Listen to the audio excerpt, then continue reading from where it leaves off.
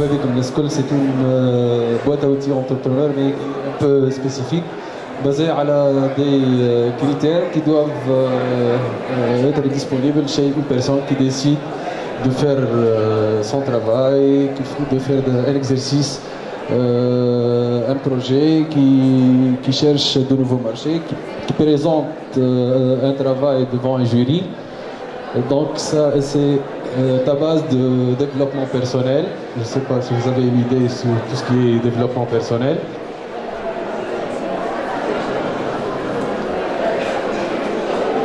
Je vous invite à lire le contenu de la première slide et d'interagir ensemble entre nous.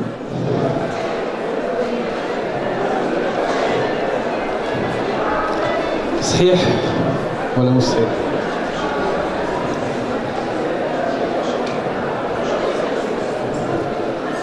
صحيح ولا غلط؟ صحيح. C'est vrai? Oui, c'est vrai. Alors, c'est le fruit de ce que présente les sciences de gestion et ce que propose le développement personnel. Ces trois caractéristiques, notamment la capacité, la volontarité et la prédisposition ou être prêt à faire quelque chose. Peu importe, comme je disais tout à l'heure, à écouter, à suivre et à comprendre pour vous. Et pour moi, c'est à vous transmettre mes messages, à vous expliquer et à démontrer. Pour un élève, pour un étudiant, pour quelqu'un qui a encore une nouvelle idée qui veut la concrétiser, ou quelqu'un qui a son propre projet. Donc ces trois caractéristiques doivent être présentes pour vraiment atteindre les objectifs.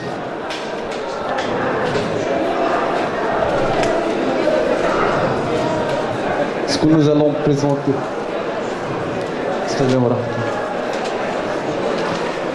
Donc j'ai mis la question vérifier votre CVP, c'est-à-dire lorsque vous avez décidé de faire quelque chose.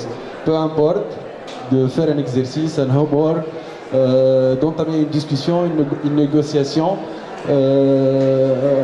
un nouveau pas dans votre vie, il faut vérifier ce CVP qui est notamment capacité, volontarité et être prêt. Capacité, c'est avoir l'ensemble des bagages, des connaissances. La volontarité ou être volontaire, c'est être à la hauteur d'aller très loin dans ce que vous allez faire. Si ça demande par exemple de veiller ou de passer une nuit blanche à préparer quelque chose, lorsque vous êtes volontaire, donc vous êtes capable de le faire. Et lorsque vous êtes prêt, donc il n'y a rien qui vous échappe à le faire. Ensuite, le deuxième point, c'est ce que je considère qui peut résumer le marketing sans pour autant avoir des cours et des formations énormes. Chacun de nous peut avoir son propre projet et ne peut pas avoir une formation propre en marketing. Je le résume dans les 4 points et la définition, ma propre définition. Le premier point, c'est chaque marché, il faut qu'il soit basé sur un besoin. Sans besoin, vous n'avez pas de marché, donc vous ne pouvez pas vendre votre produit ou service. Le deuxième, c'est assurer qu'il y a le produit marché, donc il y a la cible qui va consommer vos produits. L'analyse de SWOT, c'est s'assurer qu'il y a des forces et les faiblesses, les opportunités et des menaces. Enfin, les FCS, c'est-à-dire les facteurs clés de succès. Tous les théoriciens et toutes personnes qui ont essayé de définir le marketing, ils ont toujours présenté des définitions différentes, même les bouquins. Dans les premières pages, vous allez remarquer que la même phrase se répète, c'est-à-dire que les définitions sont différentes. Monsieur X a défini le marketing en tant qu'ensemble de techniques, Monsieur Y l'a défini en tant que processus, etc. Pour moi, je le trouve assez simple. C'est juste de répondre à ces 4 petites questions, c'est-à-dire le comment et le pourquoi. Vendre quoi à qui? Que ce soit vous avez un produit ou un service, que ce soit vous avez un magazine ou une personne politique, peu importe l'idée, hôtel, yaourt, il s'agit tout simplement de répondre à ces 4 questions. le comment, l'ensemble des stratégies à faire, le pourquoi, c'est-à-dire le circuit de distribution et la force de vente, le quoi, le produit en tant que tel, et à qui c'est votre cible. Information, l'un des secrets de la réussite en général, que ce soit en entrepreneuriat ou en marketing, donc la transmission qui reprend le même modèle que la définition du marketing, c'est-à-dire on reprend le comment, on ajoute le quand, et qui, c'est-à-dire la personne responsable de transmettre cette information, quoi, le contenu de l'information, à qui la cible et pourquoi. Pour quelles raisons vous allez transmettre cette information. Ça peut être même expliqué au sein de l'entreprise. Lorsqu'on parle de hiérarchie ou d'ensemble de responsables, d'ensemble de directeurs, de dirigeants, des subordonnés, des responsables logistiques, commerciaux, ils ont tous besoin d'être en interaction, ils doivent tous échanger des informations. Il est opportun de définir et de bien répondre à ces questions-là pour que l'action et le déroulement et le passage et la transmission des messages et des informations au sein de l'entreprise soient pertinentes et au bien du groupe. Quatrième point, au niveau commercial, donc généralement, vous remarquez que ce soit dans les sites ou dans les journaux, généralement on opte pour le profil. On demande un directeur ou un responsable commercial. Profil, il a un bac +3, au moins ou plus. Parlant deux langues par exemple, ayant un permis de conduire. La personne, donc, où les caractéristiques peuvent se présenter dans une centaine de personnes. Ces personnes-là vont présenter leur candidature. Il y aura le tri et la sélection. À la suite, 10, soi-disant, vont se présenter pour faire des entretiens, afin d'aboutir à 2 ou 3, et à partir de ces 2 ou 3, on va choisir la personne convenable. Mais il y a quelque chose qui se cache derrière tout ça, c'est tout d'abord que le profil ne peut pas être limité à 3 ou 4 points. Il a des caractéristiques à bien définir. Dire qu'il a un bac +3 et qu'il a 2 langues, ou je sais pas, peut-être bien qu'il a au moins 1 année ou 2 années d'expérience, ça reste toujours limité et ça reste toujours insuffisant pour bien attirer les personnes adéquates et convenables au poste. Donc des méthodes efficaces sont de nos jours utilisées et qui vont en profondeur du choix, de la détermination de la personne et de la sélection. On est tous sûrs que la personne, lorsqu'elle se présente dans un entretien, elle va se préparer comme il faut. Elle va même apprendre des phrases pour répondre durant l'entretien. C'est vrai ou non? Lorsque vous allez faire un entretien pour le compte de la société ABC, donc vous allez passer toute la nuit sur Google. Qu'est-ce qu'elle fait, ses produits, ses concurrents, les prix, etc. Et vous allez vous habiller très bien le lendemain pour se présenter du point de vue look. Et ensuite, vous avez des réponses prêtes, des réponses que vous jugez pertinentes. Quoique, il y a d'autres méthodes et d'autres informations plus intéressantes dans cette personne-là que je décris comme un peu dangereuse, qui garantit la survie de la société. C'est la source des revenus de la société. Cette personne-là doit passer par 3 entretiens. Dans le premier, il est basé sur une définition claire et nette du profil demandé. Un deuxième entretien psychotechnique, là où on ouvre les débats sur plusieurs volets, et on peut même échanger avec le candidat, sachant qu'il a le droit au maximum de temps à parler. Lorsqu'un entretien se déroule en 30 minutes, le candidat il a normalement le droit en 20 minutes. Donc, comme je disais, donc la deuxième partie sera psychotechnique et la troisième sera des tests de scénario. Toute personne qui se trouve face à vous dans un entretien ou dans une enquête, il va essayer d'être parfait, qu'il sait bien répondre, qu'il a toute l'information, qu'il est la bonne personne au poste que vous voulez, où vous voulez l'embaucher. Mais en réalité, être en retrait lorsque vous proposez un scénario où vous parlez d'un accident ou une situation d'une autre personne tiers. Un de ses amis. Merci. Un de ses amis ou un de ses parents, il a eu tel problème. Et vous lui demandez de décrire la réaction de cette personne-là. À ce moment-là, va se déclencher la réalité de son comportement. Vraiment, par exemple, pour nous tous, être au sein d'un problème, être les mains appliquées dans un problème, peut limiter le champ de recherche de solutions. Lorsque vous faites recours à un ami ou un parent et vous lui expliquez votre problème, vous remarquez qu'il a rapidement la réponse, qu'il a rapidement la solution. Pourquoi? Parce qu'il est en retrait. Il regarde le sujet de l'extérieur. Lorsqu'on soit impliqué, on pense à la situation actuelle, on a son historique, on a ses relations qui nous échappent de trouver la solution directement. Alors que demander ou faire recours à une tierce personne, ça facilite l'aboutissement ou de trouver la solution.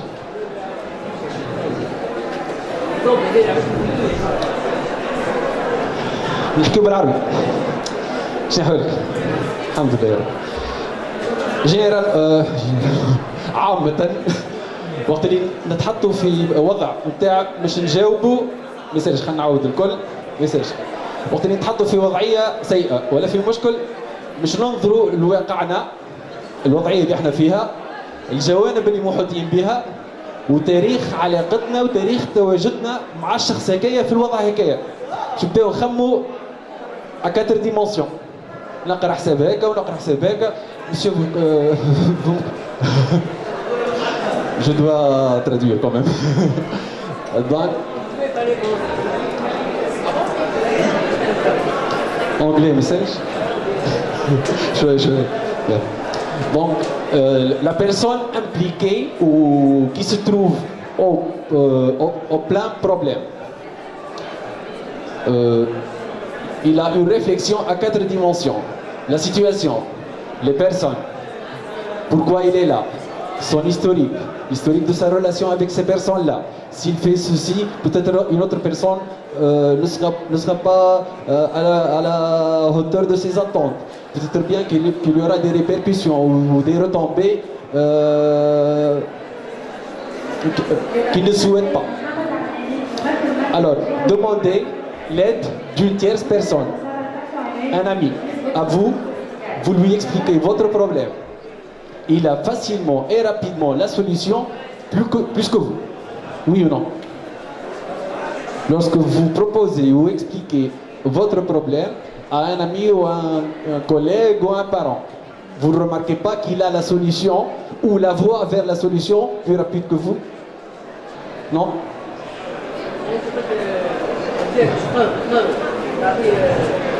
Revenons à l'exemple du commercial. Donc pour le commercial, on va lui proposer des scénarios là où on ne parle pas de lui, mais on parle de ses amis, ou de son parent, ou de son collègue qui a subi tel et tel problème. Lorsqu'il est face au papier et face à l'exercice, il va nous rédiger 3 ou 4 lignes.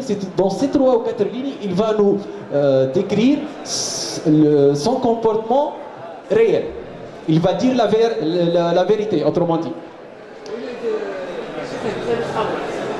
Il demeure objectif. Alors, il n'est plus subjectif, exactement. Alors que dans le cas d'un entretien ou d'un test psychotechnique, et en parlant oralement, et en lui permettant le temps nécessaire, il va essayer d'être l'homme idéal, l'homme adéquat. Voilà. Voilà. Il y a autre chose. Oui. Oui. Non, non, non, non, non, non. On lui demande de remplir un questionnaire qui est basé sur 3 ou 4 cas qu'on appelle les tests scénarios. On lui explique une situation, par exemple votre copain ou votre ami, il a eu tel ou tel problème et il doit trouver une solution. Veuillez aider votre ami, par exemple. Et lui, il va écrire. Pourquoi j'ai bien dit qu'il va dire la vérité de son comportement, de son attitude? Parce qu'il va décrire quelque chose concernant son ami. Il ne se sente pas impliqué.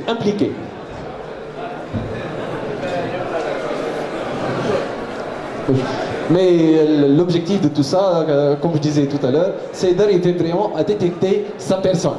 Qui est cette personne-là? Vous allez engager quelqu'un pour être commercial. Ce n'est pas un simple commercial. C'est quelqu'un qui va être un jour la vraie vitrine de votre entreprise. C'est quelqu'un qui doit être à la hauteur de vos attentes, bien vous représenter. Lorsqu'il est face à un client, il va représenter l'entreprise, il va représenter la marque, il va représenter l'ensemble et tout l'historique que vous avez bâti peut-être durant 10, 15 ou une vingtaine d'années. C'est vrai, non? Enfin, on parle des formations. Donc, pourquoi faire? Il y a plusieurs personnes de nos jours qui parlent de pourquoi faire les formations, que ce soit purement technique ou à base de développement personnel, comme je disais tout à l'heure, là où on parle de clés de succès ou de réussite ou d'être un bon commercial à base de bonne négociation commerciale ou un bon commercial qui fait de l'analyse transactionnelle, donc celui qui comprend bien les réactions d'autres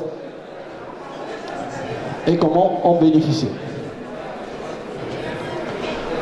Alors revenons à capable, volontaire et prêt. Donc, appliquez les 3 caractéristiques sur l'ensemble des actions que vous allez faire.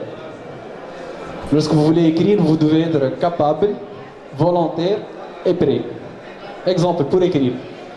Pour écrire, ça demande les connaissances de l'écriture. Avoir le bagage nécessaire pour écrire. Par exemple, vous êtes là pour écrire les correspondances de la société ou pour écrire une lettre à un client donné. Lorsque vous avez décidé de faire cette action-là, lorsque vous allez prendre votre clavier ou votre stylo, donc essayez de vous poser la question. Est-ce que je suis capable? Est-ce que j'ai l'ensemble des informations et des connaissances qui me permettent de bien rédiger cette lettre-là? Est-ce que je suis volontaire? Donc, si je suis volontaire, donc je peux prendre assez de temps, avoir la patience suffisante et nécessaire pour la rédiger. Si ça me demande d'être dans mon bureau durant 4, 8, 12, 24 heures, je suis prêt à le faire. Être volontaire, lorsqu'on est نتطوعوا في حاجة ما عادش نحسبوها. اللي انسان يحب يعمل حاجه في رزقه والا في بلاصه يخدم فيها ويعتبرها رزقه ما عادش يحسب. ناخذ اكزامبل. Un dirigeant demande de ses cadres de rester encore 2 heures. Dans ces 2 petites heures, ils vont essayer de terminer, disons, un rapport ou quelque chose pour le compte d'un autre client qu'on doit lui livrer le matin. Donc, monsieur le dirigeant, l'ensemble des cadres et des personnels sont là durant les 2 heures supplémentaires pour bien finir ce travail. Durant ces 2 petites heures, un téléphone de l'un des personnels sonne, le monsieur prend l'appareil. Oui, je suis encore au travail. Est-ce que c'est volontaire? Qu'est-ce qu'il a voulu dire de cette réaction-là? Qu'il est dégoûté d'être là, qu'il ne veut pas être là, mais comme s'il est obligé. Il a été obligé de rester avec son dirigeant En réalité, cette réaction-là se trouve beaucoup dans la société tunisienne, dans les entreprises tunisiennes. Mais enfin, on va essayer de...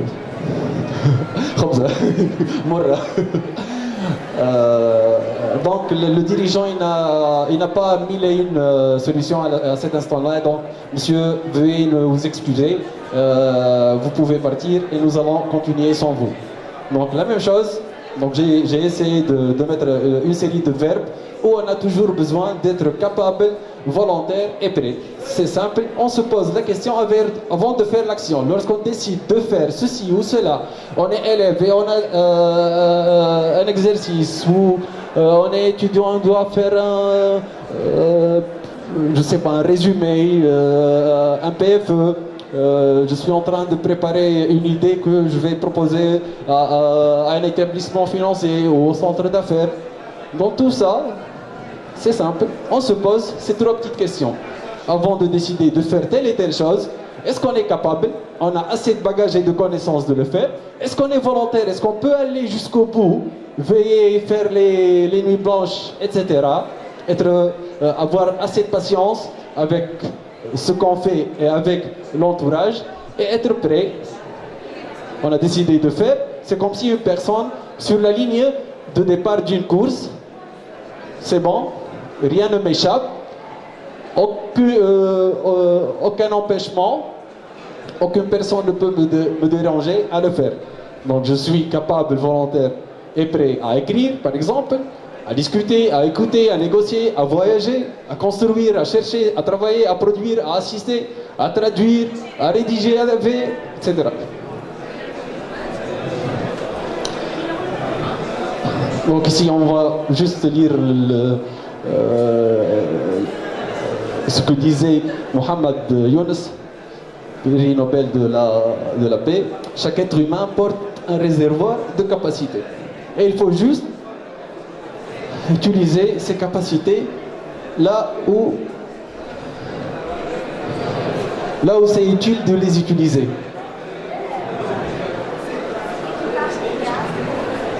Être volontaire, donc, il résulte d'une décision librement choisie et non imposée, et prêt, donc, qui est préparé, disponible dans les conditions requises pour tel. Le malade est prêt pour l'opération.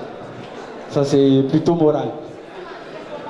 Alors, en rédigeant tout ce qui concerne ce CVP, qui est la même abréviation que cycle de vie produit, mais j'ai choisi le même ordre, CVP, parce qu'en la traduisant en arabe, donc on a Musta'id, Mutatawa ou Qadr. Musta'id, plutôt Qadr, capable Qadr, volontaire Mutatawa ou prêt Musta'id. كي تربط القاف والميم شو القاو؟ قمم. ان شاء الله نكونوا قمم في عملنا. دونك بعد ما خدمت الخدمه على لي تروا كاركتيرستيك هذوما، رجعت نقرا في المقدمه نلقى ابن خلدون يتكلم على التعليم. شو يقول يكون مفيدا اذا كان التدريج شيئا فشيئا وقليلا قليلا، ويراعي في ذلك قوه عقله اللي هي كاباسيتي واستعداده لقبول، donc c'est être prêt à le faire، ما يرد عليه حتى ينتهي إلى آخره. وتقريبا المثابرة على الوصول إلى النهاية تساوي la volontarité، être prêt à aller jusqu'au bout.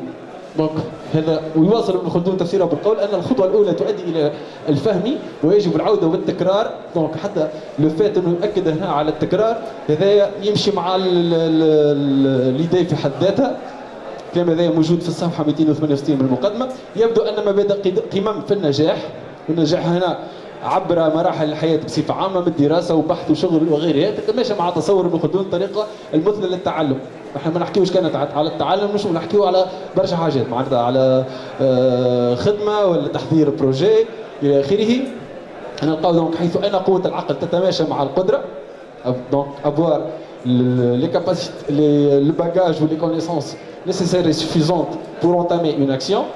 والاستعداد للقبول، donc الاستعداد للقبول يرادفه المستعد البي. ونجد أخيرا حتى النهاية والإعادة والاستمرار، وهو ما وصفناه بالتطوع فولونتير. قلنا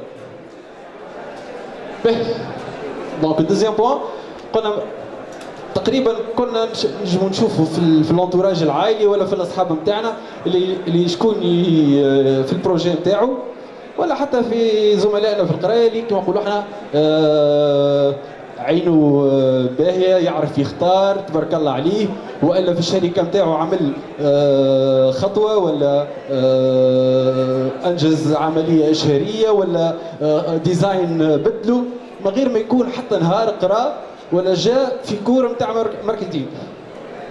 هذه موجوده في تونس، ونفس الشيء حتى في الذوق. معناتها برشا بنات تبارك الله كما نقولوا احنا 4 ولا 5 بنات يكون موجودين في كليك، والكليك هكايا فيهم وحده نواره في وسطهم، وين ما واحده منهم تقرر باش تشري لبسه كلمها باش تمشي معايا، صحيح ولا؟ نفس الشيء ام بي بي، طفل صغير عامين ولا 3 سنين، البو كارير خدمه 15 و 20 طون دو ترافاي، والبيبي هذايا بعد في العمر الصغرون في العامين ولا 3 سنين ينجح باساليب لا قراها ولا شافها باش يقنع بوه يشري له الحاجه هذيك. لا سمع بماركتينغ ولا سمع بطرق الاقناع ولا سمع بنيغوسياسيون ولا عمره سمع بحد شيء، ما هو يقدر بطريقته انه يقنع بوه اللي كارير وعرف 1200 موقف والاف العباد انه ينجح معه في الموقف هكا ويخلي له يحقق له رغبته. دونك انا قلت عادي جدا حتى في التسويق نفس الشيء، شفنا برشا شركات تختار دي تكتيك ولا دي استراتيجي والا طرق للاشهار نتاعها ولا للتوزيع ولا لتحديد سياسه معينه في التسويق من غير ما يكون قرا ولا حضر ولا شاف اي فورماسيون في التسويق. هذا يرجع لمجموعه الخبرات ومجموعه المواقف ومجموعه السيتواسيون اللي تعدوا على راسه، وهو ديما يسجل ويصفي يسجل ويصفي يسجل ويصفي.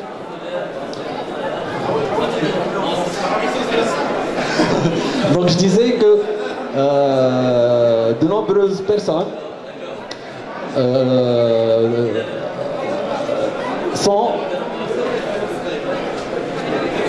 sont des personnes qui choisissent très bien leur stratégie et leur tactique marketing, sans qu'ils ont eu 1 heure de formation en la matière.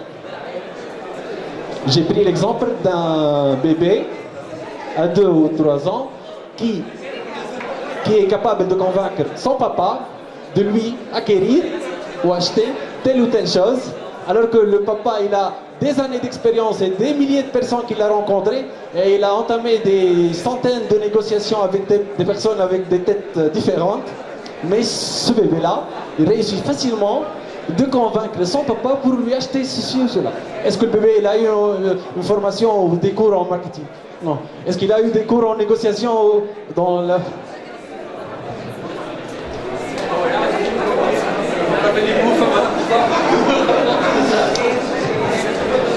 Et je disais encore plus que des sociétés et des gérants de sociétés, sans pour autant qu'ils ont eu même 5 minutes de formation en marketing, ils réussissent à trouver des solutions et des stratégies et des tactiques, que ce soit en distribution, en publicité, en communication, à faire des relations pour avoir du sponsor, etc.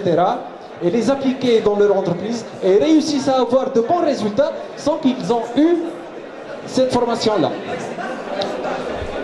Ceci revient à l'ensemble des expériences qu'ils ont lues, qu'ils ont entendu parler, qu'ils ont vécues dans l'entourage, dans l'histoire de leur, peut-être, par exemple, les parents,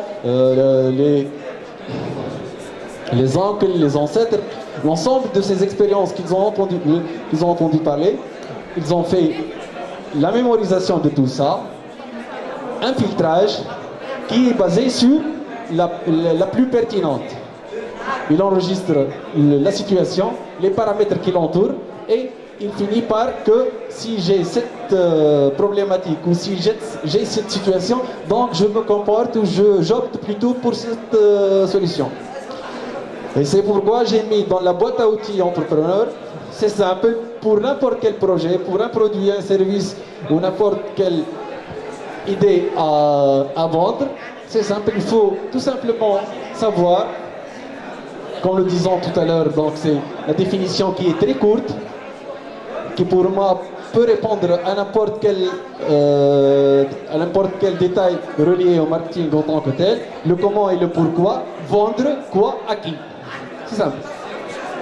Donc, il faut s'assurer qu'il y ait un besoin.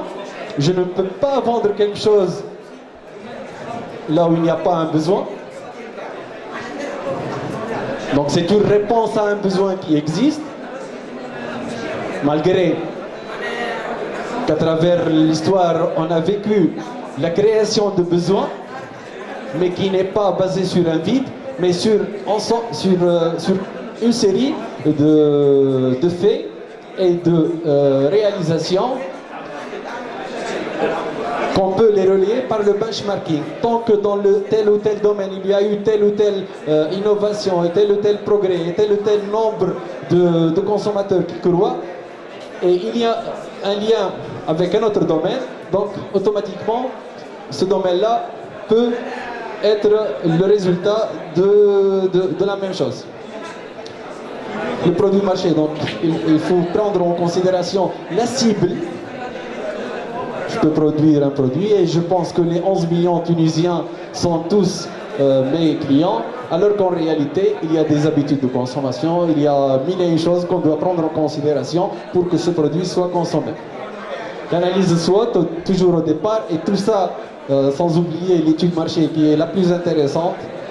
Aucun projet ne peut réussir de nos jours ou 50 années au passé sans qu'il y ait une étude marché. L'étude marché doit accompagner le projet lorsqu'il est encore embryon, en état d'idée, et puis dans la création jusqu'à la survie, et même après 30 ans d'existence, on peut s'assurer avec l'étude marché de la notoriété, de la fidélité de nos clients, de notre positionnement sur le marché.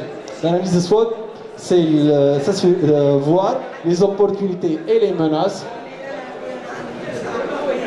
Donc, strengths and weaknesses, et les opportunités et les menaces. Donc, opportunities and threats. Les forces et les faiblesses. Les 4 points sont nécessaires pour avoir une idée claire sur le marché. Là où on va se présenter, là où on va vivre, là où on va chercher à se développer et faire développer des gens avec nous, que ce soit en relation avec le monde extérieur ou des relations internes. Et les facteurs clés de succès, donc après avoir fait l'analyse SWOT ou opportunité, menace, force, faiblesse, donc on doit se baser sur un facteur clé de succès, c'est l'élément de distinction. Le concept il est valable pour n'importe quel secteur. Le facteur clé de succès, donc c'est l'élément de distinction, l'élément de différence qu'on doit avoir pour être différent des autres et convaincre notre cible de le consommer. Continuons toujours dans la boîte à outils. Donc, c'est bon? Drej, ok, merci. Donc, le 5e point dans le plan était les formations. Donc, nombreux pensent que, par exemple, assister à une séance de formation à base de développement personnel, on remarque que l'animateur est en train de présenter parfois des choses qu'on connaisse. Il essaie de nous encourager, essayer de vous réveiller et tout, de faire ceci, d'être souriant, etc., etc. Mais après avoir terminé la séance, nombreux reviennent chez eux en disant mais le monsieur disait des choses qu'on connaisse. Le secret n'est pas là. Le secret, c'est en réalité, dans des cas concrets, lorsqu'on est dans son poste, dans son entreprise, et on trouve les problèmes suivants. On gère mal les discussions, ou on parle mal en réunion, on ne peut pas parler en public, on a un manque d'être convaincant, de comprendre ou de commercialiser son produit, d'avoir une bonne confiance en soi, d'avoir le comportement adéquat à la situation, à une situation bien déterminée, ou avoir les tracs et le stress. L'ensemble des formations à droite, ils sont tous disponibles de nos jours.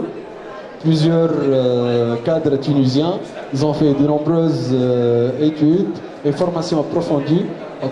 Donc, pour tout ce qui est études marché et communication, c'est disponible chez toute personne qui est académicien ou professionnel à base marketing, alors que les autres sont de l'actualité, que ce soit l'hypnose ou l'analyse transactionnelle, le développement personnel, les clés de succès, la PNL, le partage des idées et des expériences ou de l'autogène.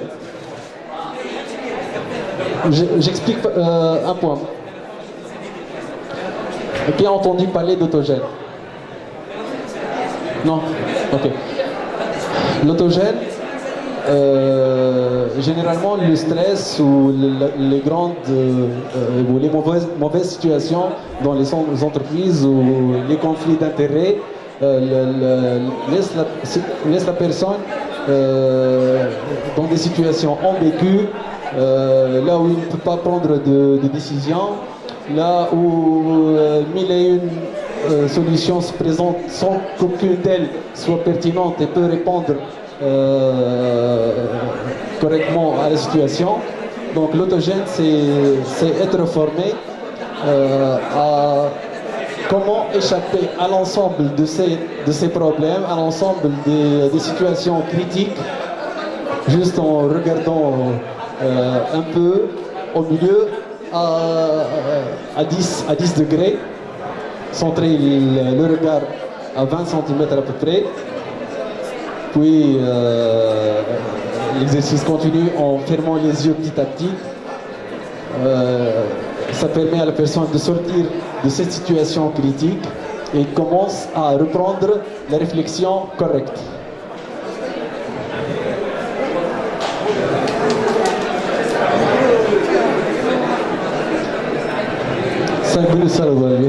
Comme l'exemple du concierge, j'ai mis les noms de Nick Vujicic ou Stephen Hawking ou Susan Boyle ou Taha Hassin pour dire que plusieurs personnes ils ont de multiples handicaps. Par exemple, Nick Vujicic n'a ni main, ni bras, ni pieds. Et il est l'un des meilleurs présentateurs dans le monde.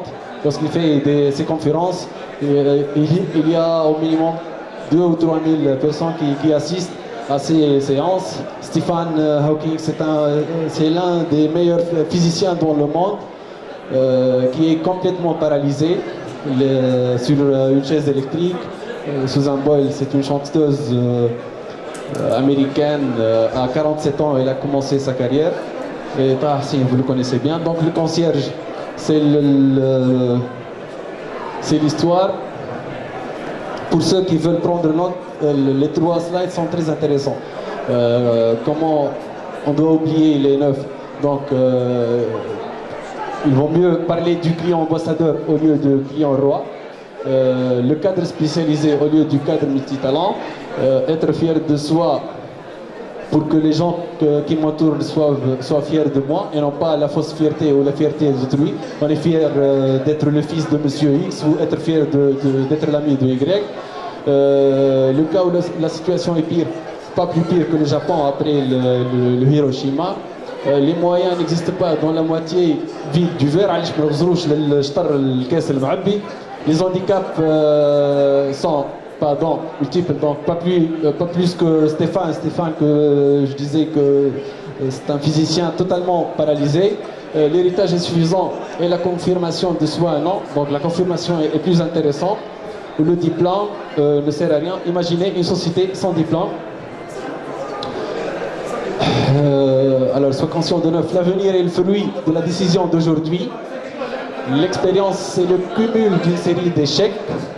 La minimisation des procédures augmente la concrétisation des projets. La recherche scientifique est le locomotive du développement et du progrès.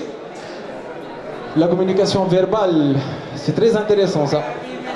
La communication verbale ne représente que 7% de l'information. Lorsque vous voulez transmettre un message à quelqu'un, ce qui est dit ne représente que 7%. Ce qui accompagne la voix, la gravité, le temps le découpage des mots, le sourire représente 35%, et le gestalt en général, l'utilisation des mains par exemple pour expliquer mieux, ça représente donc 58%. Donc ce qu'on dit par exemple au téléphone est toujours insuffisant. Ça ne permet au récepteur d'avoir que 7% de l'information. Ensuite, tu as l'image de tes amis. Il faut bien choisir ses amis. Tu ne récoltes que les fruits de tes faits. Tu ne dois pas compter sur celui qui évite d'assumer la représenter. C'est très intéressant. Et que ta réussite dépend de ces deux personnes. Donc le commercial, on a bien expliqué tout à l'heure. Et l'enquêteur, c'est la personne, que ce soit dans l'entreprise ou durant l'enquête, qui est responsable de collecter l'information et puis faire, par exemple, un dépouillement et faire une analyse. Donc, pensez au cas d'une étude marché basée sur des personnes qui ne savent pas faire correctement leur travail comme en tant qu'enquêteur. Et puis, vous avez collecté une série d'informations ou de données qui est incorrecte. Vous faites un dépouillement, une analyse, des centaines de dinars sont dépensés pour avoir enfin une analyse de ces données-là et un rapport final sur des données erronées. Vous êtes capable de devenir la personne que vous voudrez être. Accordez plus d'importance à votre idéal. Gardez constamment l'idéal du parfait modèle. Soyez certain que vos rêves deviendront des réalités. Habituez-vous à vous nourrir constamment des pensées gaies. Veillez à ce que vos pensées soient toujours nobles. Vivez dans l'attente des meilleures choses. Cultivez votre faculté d'imagination. Le Créateur vous donnera ce que vous lui demandez. Et merci pour votre attention.